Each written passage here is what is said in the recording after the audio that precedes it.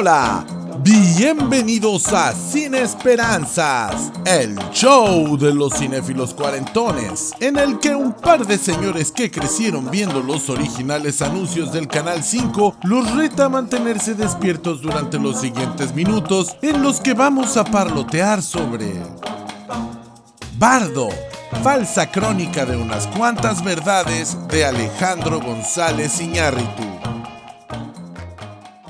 Bienvenidos sean, estamos aquí reunidos una vez más para celebrar nuestro amor por el cine. El día de hoy les traemos una película reciente, de reciente estreno, de un director mexicano que yo en lo personal admiro mucho, y voy a empezar platicándoles un poco sobre él para que entiendan la relevancia de esta película. Alejandro González Iñárritu es un director mexicano que se forjó en el mundo de la publicidad. Tuvo a su cargo una campaña publicitaria en el Canal 5, memorable, por original y por bien hecha.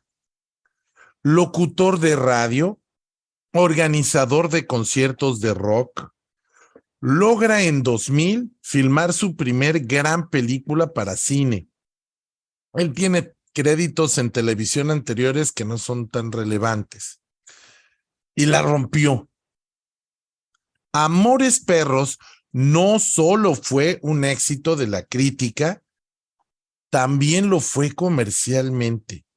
En su momento, todo el mundo hablaba del niño genio mexicano y se esperaba con emoción su siguiente filme. Nadie sabía que pasarían 22 años antes de que volviera a filmar en su natal México. En 2003 llegaría su segundo largometraje, una producción estadounidense escrita por el mismo guionista de Amores Perros, Guillermo Arriaga. Esta mantendría varios elementos que ya eran reconocibles en su cine, como el tema de la muerte, el amor, las clases sociales y sobre todo esas historias que terminan entrelazándose de una manera u otra como un coro. En 2006 termina su trilogía y su colaboración con Guillermo Arriaga con la película Babel. La producción sigue siendo estadounidense, pero en esta ocasión filma en países de diferentes continentes del mundo. En Marruecos, en la frontera México-Estados Unidos y Japón. Los temas son los mismos: la muerte, el amor y las clases sociales. Y hasta vuelve a traer a Gael García Bernal, uno de los protagónicos de Amores Perros. Y bueno, y Gael probablemente le debe al menos la mitad de su fama a esta película. Yo diría que la otra mitad es a Y tu mamá también, pero justamente Y tu mamá también llegó a su vida por el éxito que tuvo con Amores Perros, o al menos esa es mi versión de la historia.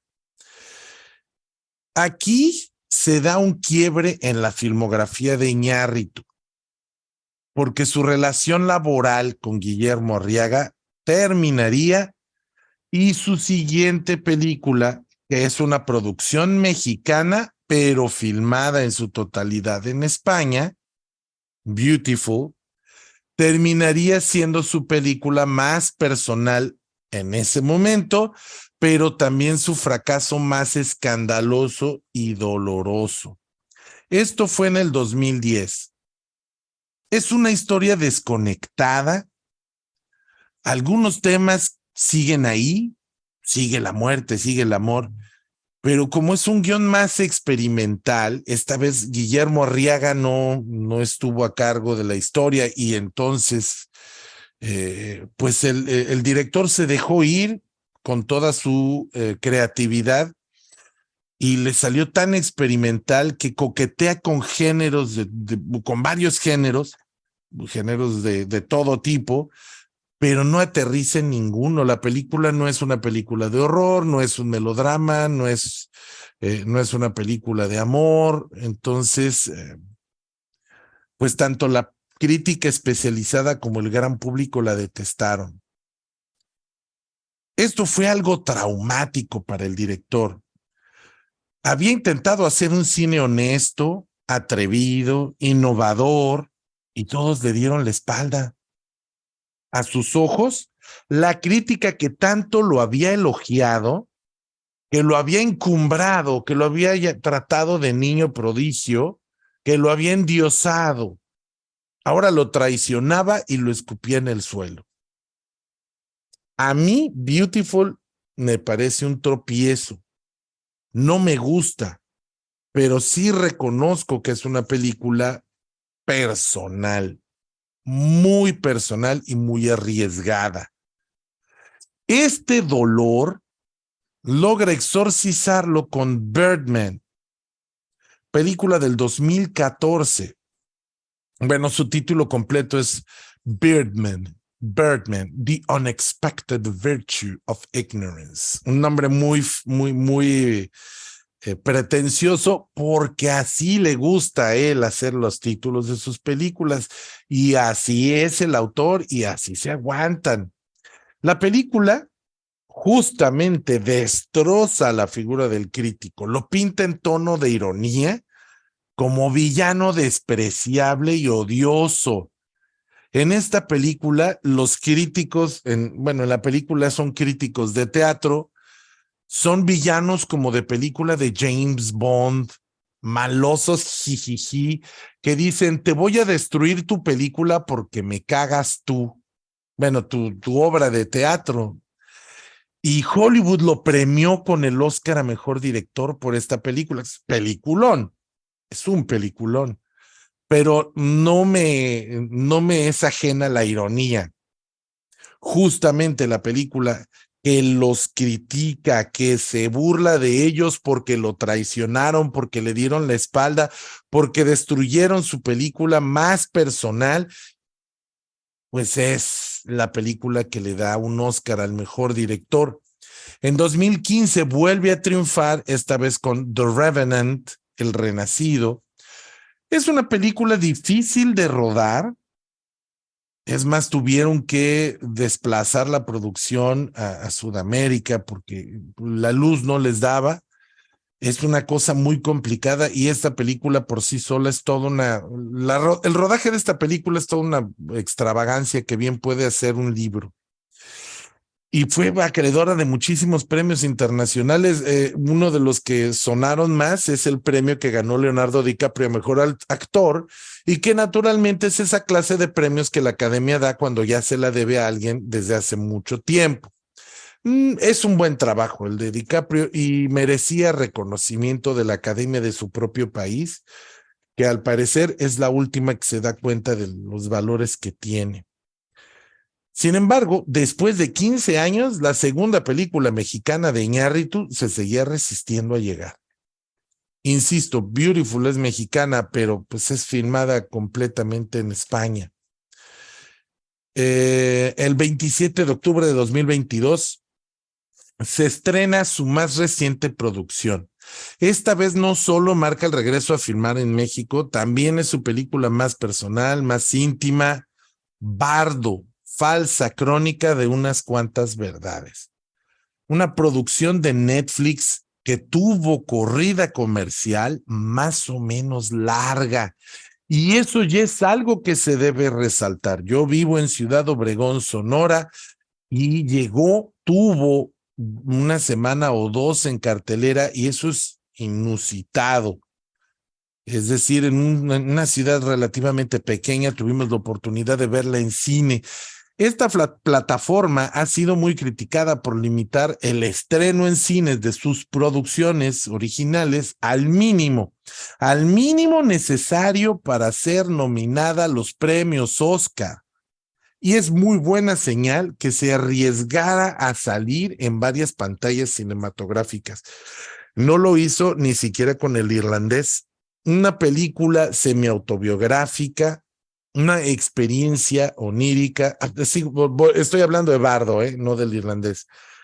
Es una película surrealista a la que yo le encuentro personalmente varios vasos comunicantes con el cine de Fellini y de Buñuel. Con Federico Fellini estoy hablando de 8 y medio, Otto e Mezzo, una película que hizo en 1963, estelarizada por un legendario Marcello Mastroianni, y que también construye con elementos oníricos una autobiografía del director que a ratos se antoja confesión. Con Luis Buñuel, yo la comparo con La Vía Láctea, una película francesa de 1969 que es la narración surrealista de una peregrinación de dos vagabundos por la ruta de Santiago de Compostela. En varios momentos de esta película, de este viaje, hay recreaciones históricas o de pasajes de la literatura con muchas libertades artísticas y mucho sentido del humor que navegan entre lo sublime y lo ridículo. Me acuerdo mucho de la recreación de una escena del Marqués de Sade, de Justine, me parece, y hay otra escena en la que recrea en la que vemos a Jesucristo llegar a hablar con sus discípulos y plantear problemas filosóficos interesantes, problemas teológicos interesantes. Y bueno, todo esto es para ayudarlos a disfrutar Bardo porque no le ha gustado a mucha gente. Pero yo pienso que se puede disfrutar mucho si asumimos que este es un viaje personal, una introspección, una confesión. Iñárritu reflexiona sobre la identidad del migrante, sobre cómo se construye su visión del yo desde el punto de vista de una persona que emigró a Estados Unidos. Todo lo que se les critica, todo lo que se les busca, cómo se les considera traidores, cómo se les insulta y vilipendia, pero también nos platica de cómo ellos en la lejanía van construyendo esta identidad de mexicano migrante, que no es lo mismo, que no es igual que la de un mexicano viviendo en México, y cómo al mismo tiempo que son súper críticos de su país y de su nación, son sumamente sensibles cuando un extranjero habla de su país, que es algo que justo Luis Buñuel mencionaba de los mexicanos. Luis Buñuel decía que en México la gente no toleraba la crítica que venía de extranjeros, que la gente tenía un patrioterismo muy exacerbado y que era muy sensible a la crítica. Y es esto lo que nos menciona en esta confesión. Daniel Jiménez Cacho toma el papel principal, que es naturalmente el mismo Iñárritu, y hace un trabajo tan bueno que a ratos yo recuerdo la película y no veo a Daniel, yo veo a Alejandro. Ya no puedo recordar la película con el actor, sino con el mismo director, y me parece que es un logro que no han tenido muchos que han hecho este tipo de trabajos. Yo me acuerdo de la película de la vida de Peter Sellers, en la que Geoffrey Rush, que no se parece nada a Peter Sellers, llega un momento en que se te desdibuja Geoffrey Rush y dejas de ver a Geoffrey Rush y ves a Peter Sellers, aunque no se parecen. Es un trabajo digno de premios, es digno de reconocimiento. Es una historia muy, muy enriquecedora si la vemos desde ese punto de vista. Si lo que queremos ver es una película que tenga historia, que tenga drama, que tenga 3 actos, es una película que los va a decepcionar. Iñárritu y esto es algo que yo le reconozco y es la razón por la que lo admiro. Con éxitos y con fracasos, siempre ha hecho el cine que quiere hacer. Él hace las películas que él quiere hacer y que él quiere ver. Y a veces el público lo ama y a veces lo odia, pero él, eso no le ha impedido seguir haciendo las películas que quiere hacer. Guillermo del Toro es otro de los directores mexicanos que ha tenido éxito en el extranjero. Es un buen director, yo lo quiero mucho, todos le tenemos mucho cariño por su personalidad, por su talento y por lo que quieran, pero es un director que sí ha tenido que manejarse en Hollywood y ha tenido que doblar la rodilla en varias ocasiones y ha tenido que saber negociar su presencia en el cine. Tenemos también al Cuarón, que es otro director que tampoco vamos a decir que es mal director, es un buen director, es un gran director, ha hecho mucho cine bueno, pero que también de repente pues lo ves haciendo películas de Harry Potter y lo ves haciendo películas más comerciales, no tiene nada de malo, pero Iñárritu nunca se ha dejado vencer y logra hacer un cine personal, un cine, y voy a usar este adjetivo que no me gusta, pero pues es que es lo que mejor le queda, un cine artístico que logra sobrevivir, que logra ser relativamente comercial y a veces hasta exitoso.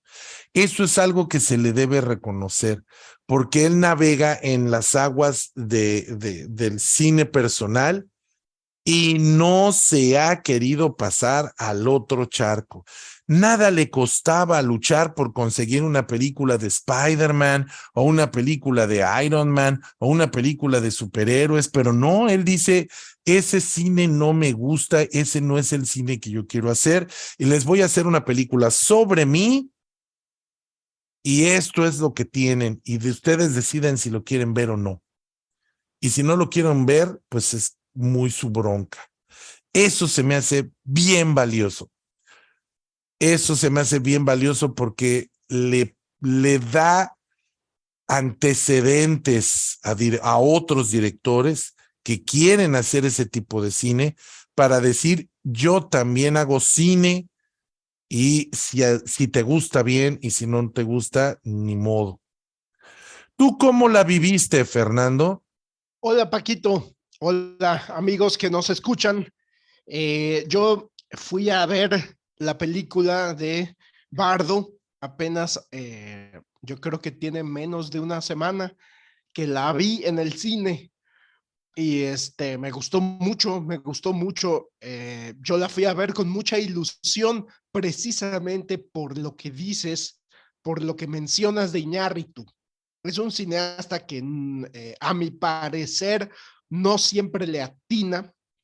Es un cineasta que la mitad de su filmografía me prende, me gusta mucho, me emociona la película.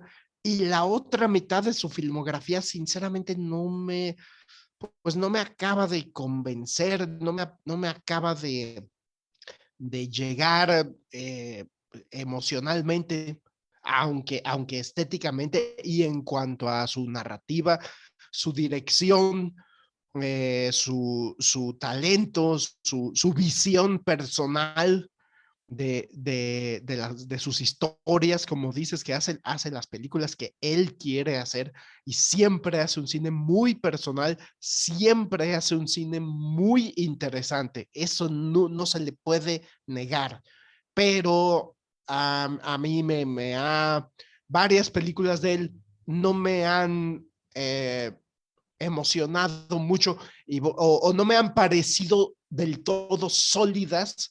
Pues sí me gustaría hacer un recuento de ellas antes de hablar sobre Bardo, porque, por ejemplo, Amores Perros es una película que nunca me encantó. O sea, está súper bien hecha, ¿no? Es un parteaguas en el cine mexicano. La primera historia está impecable, funciona dramáticamente súper bien, pero la segunda historia, a mí, híjole, la mera verdad, nomás no, para mí no funcionó.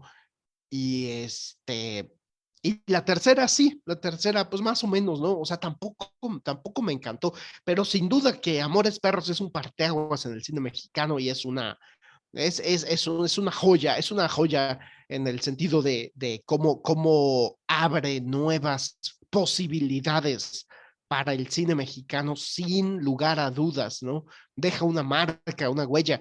Y su segunda película, que ya es una producción estadounidense, me parece un peliculón, que es 21 gramos. Me parece de sus mejores películas y me encanta. La he visto 2 o 3 veces. Me parece una gran película con grandes actores, con un gran guión, una fotografía impecable, una narrativa impecable, un guión con una fuerza dramática que además él le imprime con su dirección, con la estética que manejan.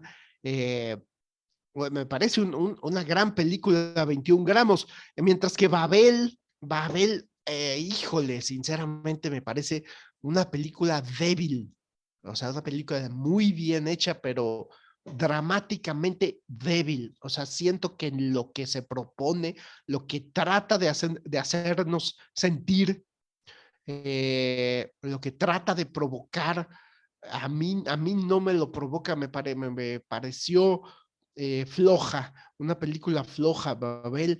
Mientras que Beautiful también, a mí, pues yo soy de los que no disfrutaron Beautiful, o sea, de los que me parece que, como tú dices, es una película súper personal, en su momento la más personal hasta ese momento, que fue su primera película que no trabajó con Guillermo Arriaga como guionista. Y la fotografía de Beautiful, la estética de Beautiful es impecable, o sea, está impecablemente filmada y actuada, ¿no? Y dirigida, o sea, es un gran director, pero la película tampoco logra hacerme sentir las emociones que pienso que está tratando de hacer, de provocar en el público.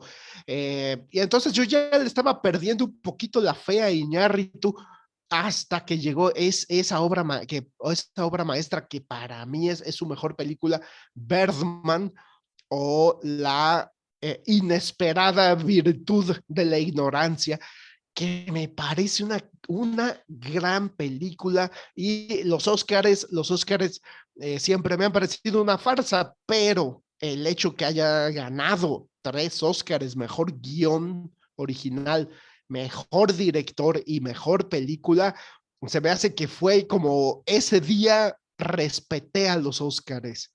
Ese día dije, hoy sí le atinaron, hoy sí le dieron el premio a un verdadero peliculón. Birdman con Michael Keaton me parece una obra exquisita, o sea, una gran comedia patética, de humor patético, dramática, cómica, chistosa. Me parece que todo lo que se propone lo logra de una manera impecable. Eh, y después llegó poquititos después, porque Iñárritu se tarda mucho entre película y película, pero poquitito después del 2015 de Birdman, llegó al año después, llegó The Revenant con DiCaprio, ¿no? Como dices, como bien dices, es una buena actuación de DiCaprio, pero pues ya era un Oscar que más bien ya le debían y fue como, pues que aprovecharon Revenant para nominarlo y premiarlo a DiCaprio. Y en esa película no ganó el Oscar a mejor película, pero una vez más, Iñárritu gana el Oscar a mejor director. Y me parece muy merecido, porque si bien es una película que pienso que es como la versión de Iñárritu de una película palomera, la versión de Iñárritu de una película comercial de superhéroes, ¿no? O sea, como tú dices, Paquito, él nunca ha perseguido que le den una película de Marvel o de DC, porque sinceramente no le gusta. O sea, él hace un cine muy personal, pero coqueteó un poquito con el título de su película anterior, ¿no? Birdman, que trata sobre un actor que está encasillado en películas de superhéroes y que no es gratuito que se trate de Michael Keaton, ¿no? Quien encarnó a Batman en 2 películas.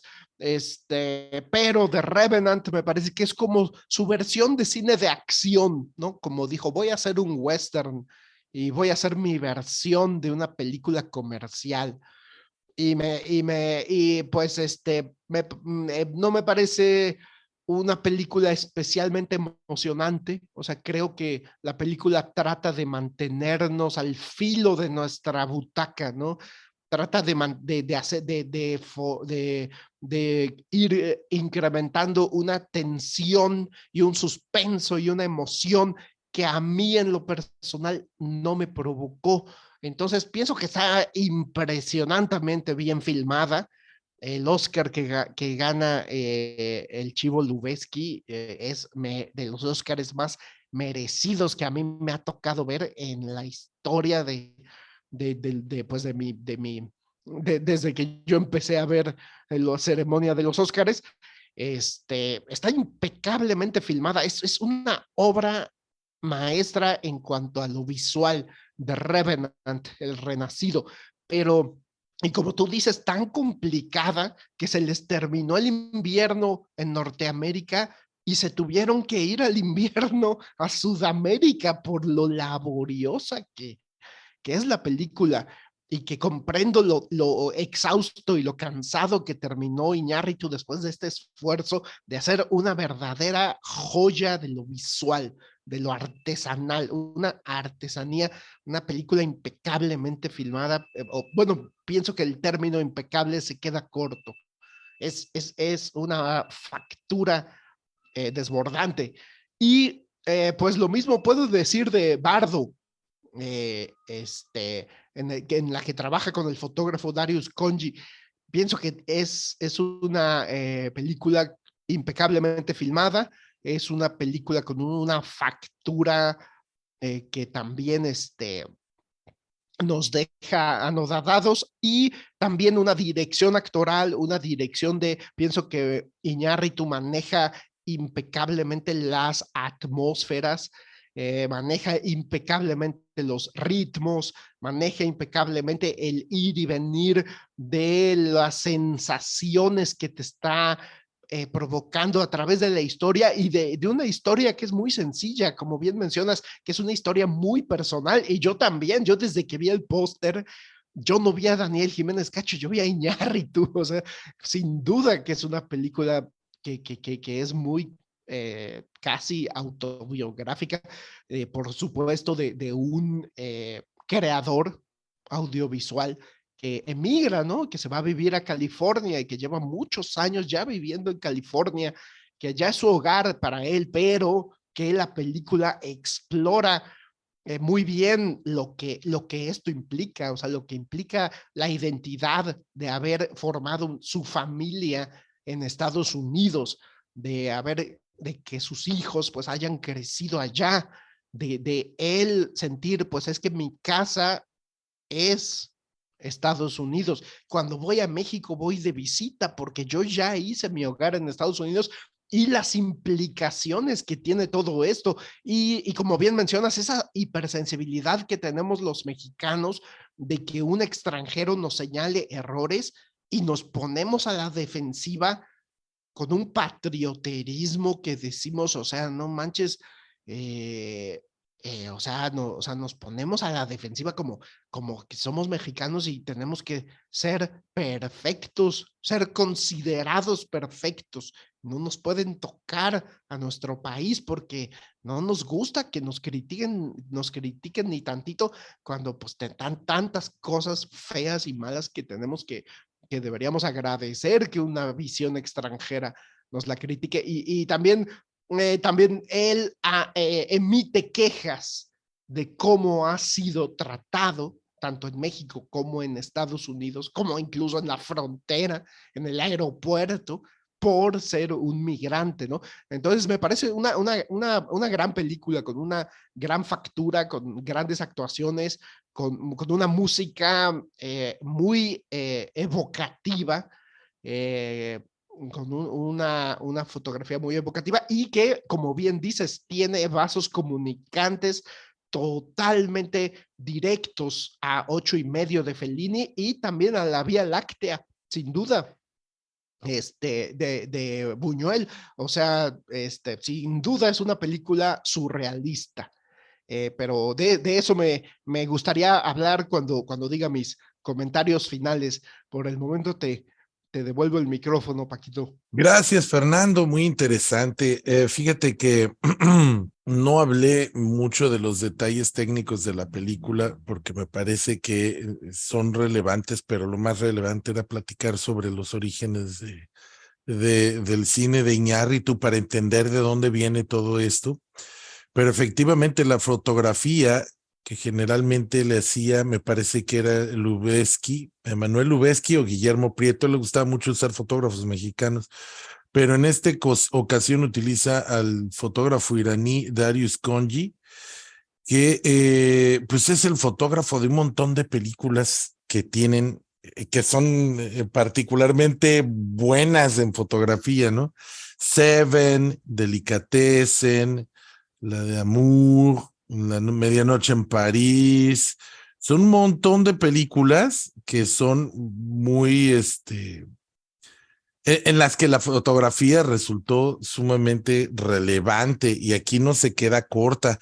Hay una secuencia y no me parece que sea como un spoiler, pero hay una secuencia en el centro de la Ciudad de México y en el Zócalo en el que hace una pirámide de cuerpos de indígenas y sobre esa pirámide hay un monólogo, no, perdón, un diálogo con Hernán Cortés y se me hace que es una preciosidad.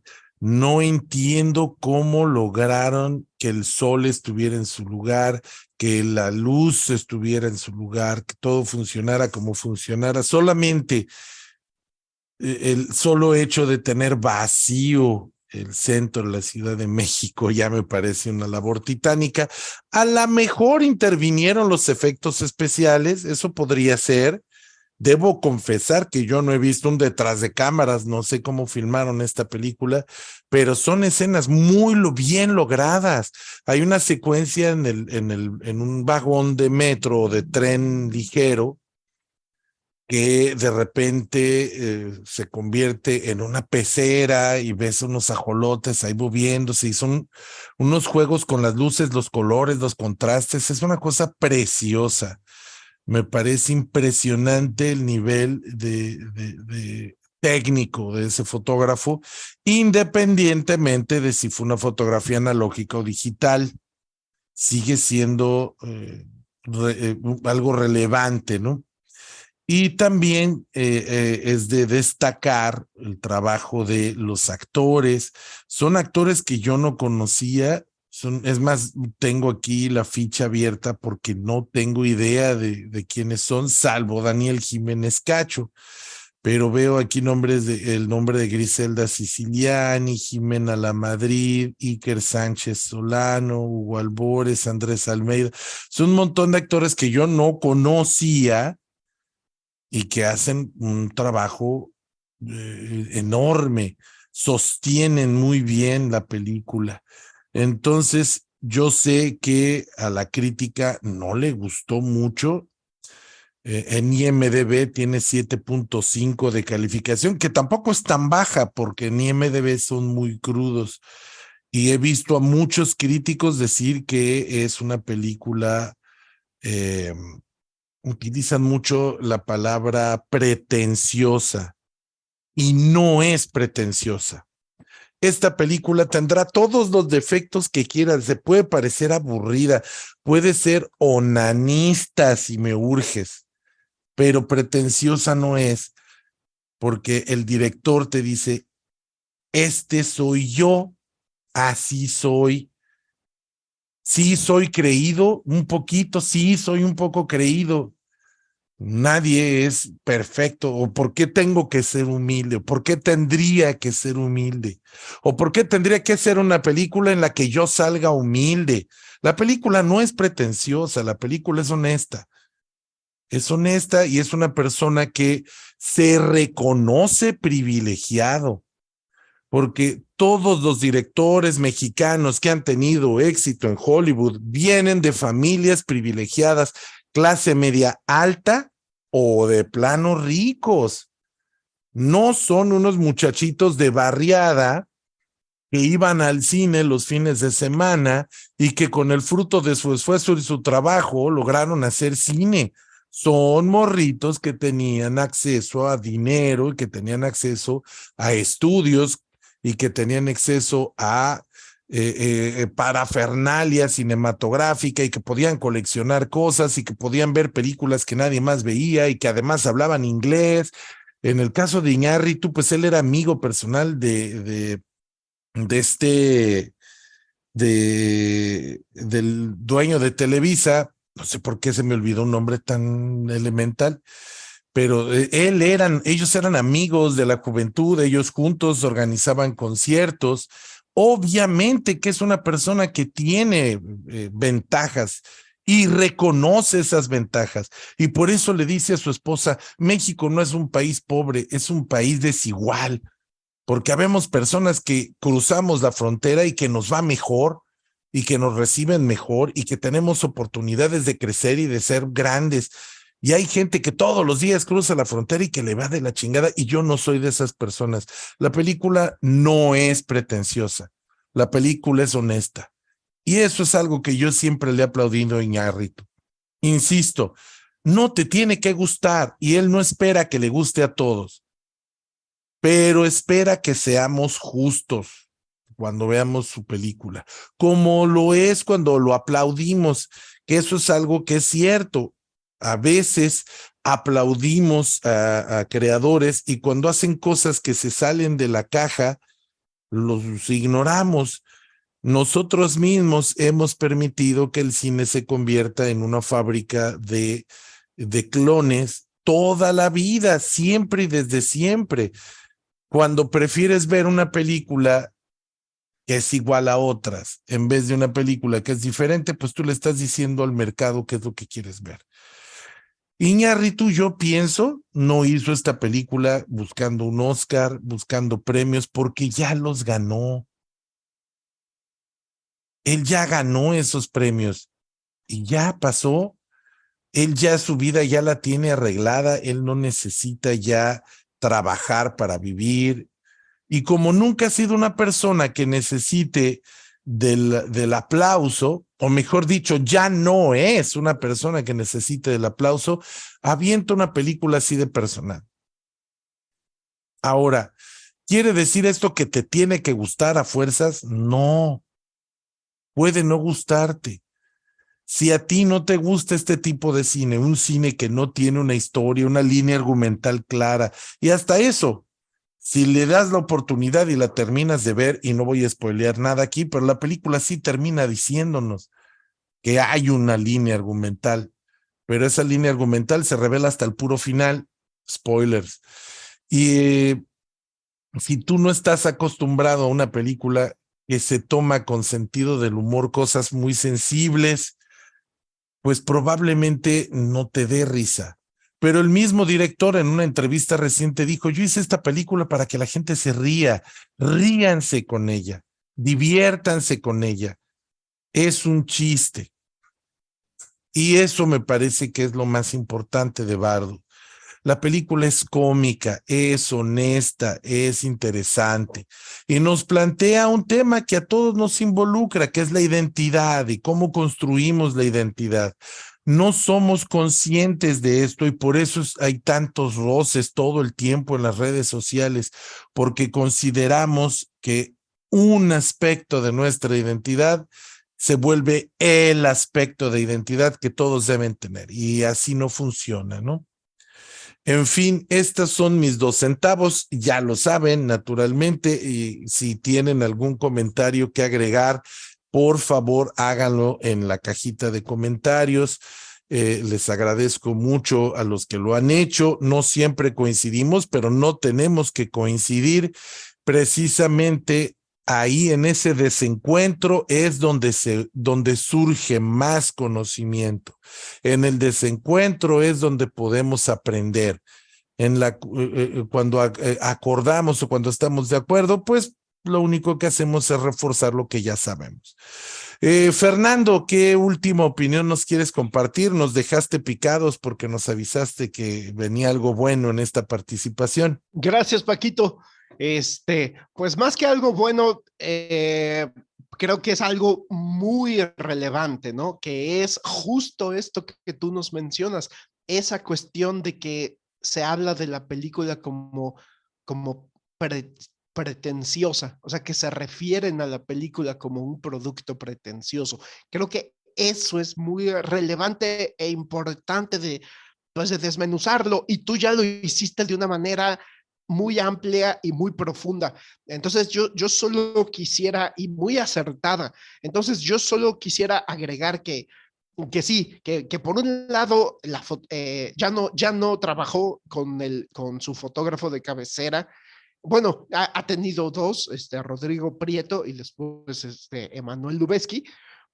Trabajó con este gran fotógrafo súper renombrado iraní, Darius Khondji, que lo mismo te hace las películas de Jean-Pierre Jeunet, eh, o no sé cómo se pronuncie, pero este cineasta francés, que lo mismo te hace las de David Fincher, aunque sea de la saga de Alien, y lo mismo te hace varias películas de Woody Allen.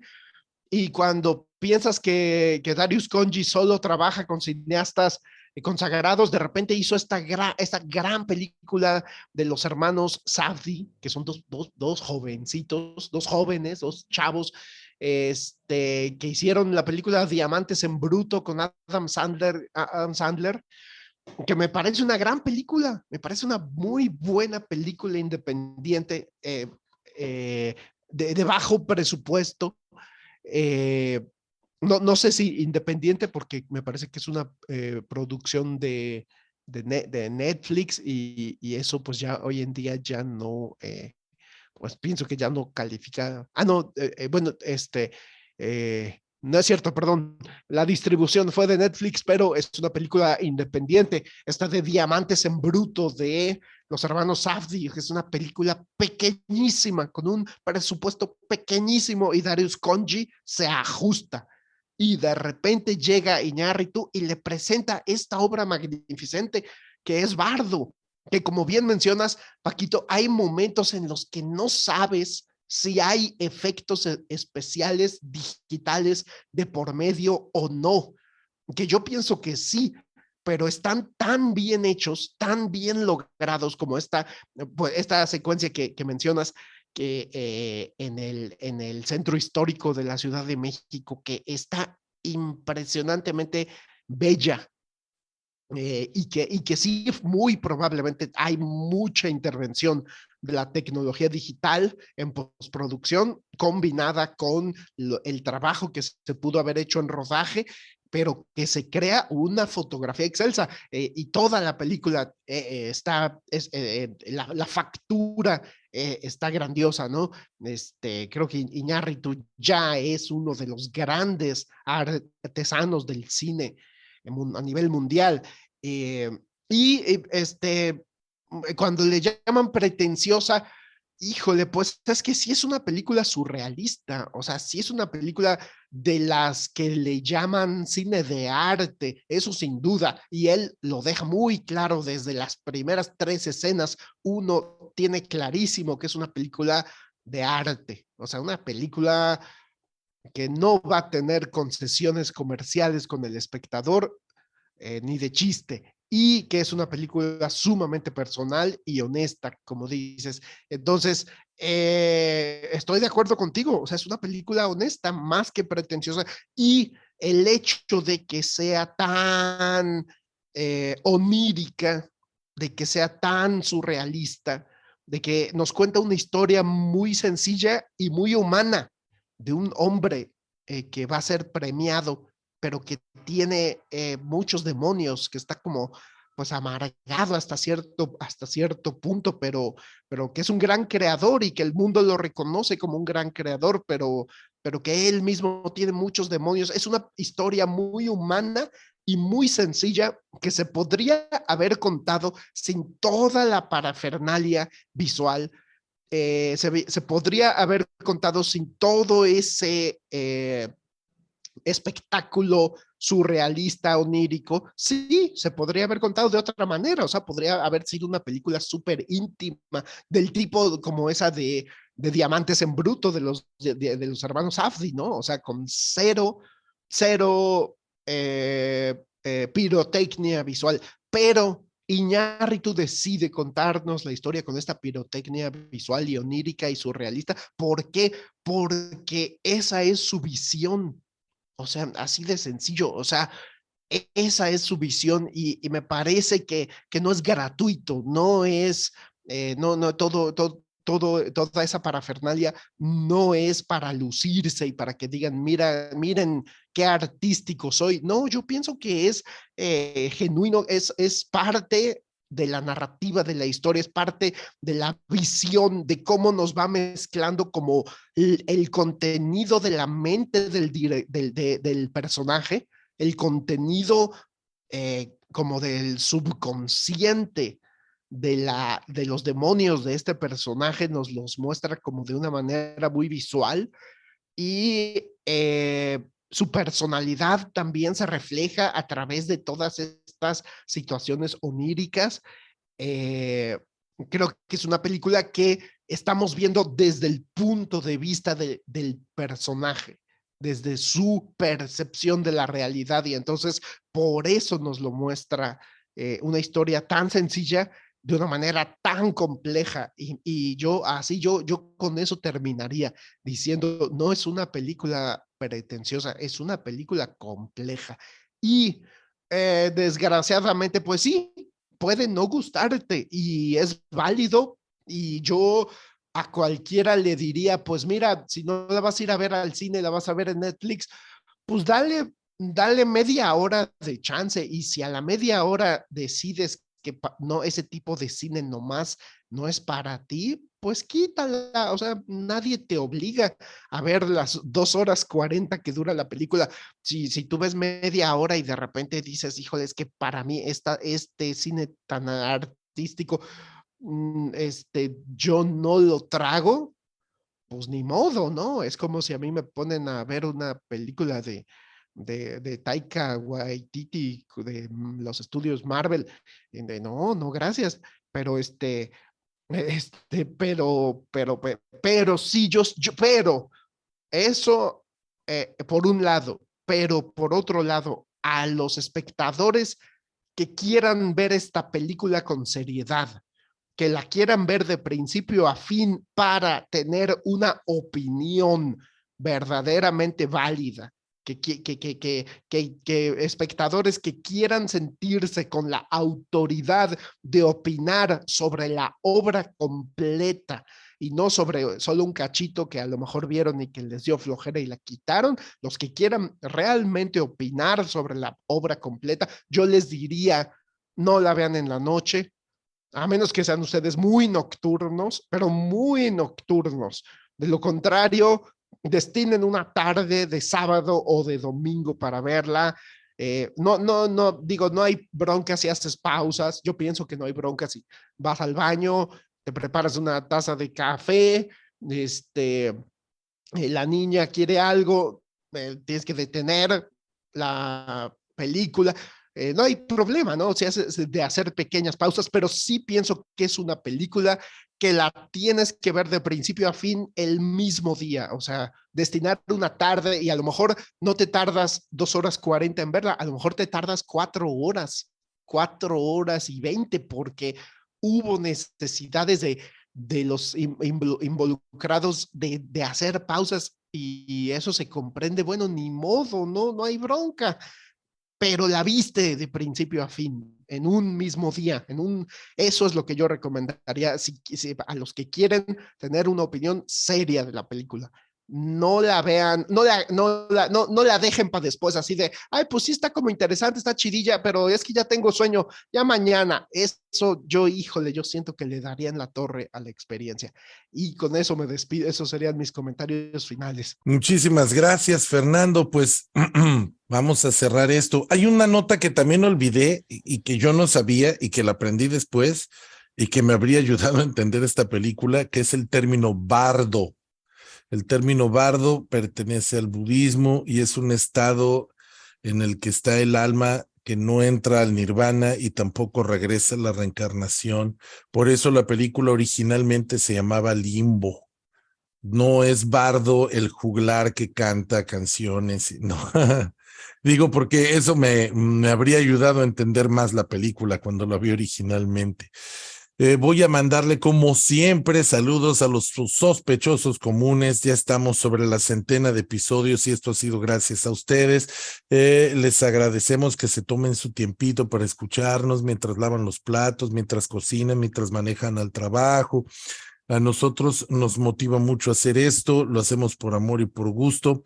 Ha habido algunas semanas que no ha habido episodio, no ha sido por falta de grabación, sino porque a veces no me da tiempo de editarlo y prefiero hacerlo bien que hacerlo a las prisas. No me queda más que agradecerle a Carolina, como siempre, mi esposa, que es nuestra productora ejecutiva, porque me permite estar aquí perdiendo una o 2 horas grabando el programa. Le mando muchos abrazos a todos los que nos han comentado en nuestros videos, que nos saludan, tanto en Facebook como en YouTube. Y también estamos en Spotify. En Spotify prácticamente no nos oye nadie o de vez en cuando nos oye alguien, pero lo he seguido subiendo con disciplina. Recuerden que como yo no tengo una cuenta premium en el lugar donde lo alojo, solo puedo tener un número limitado de episodios en vivo, así que vayan viéndolos porque constantemente se van. Cada semana se va uno y entra otro. Bueno, pues aquí lo dejamos todo. Muchas gracias por escucharnos. Hasta la próxima.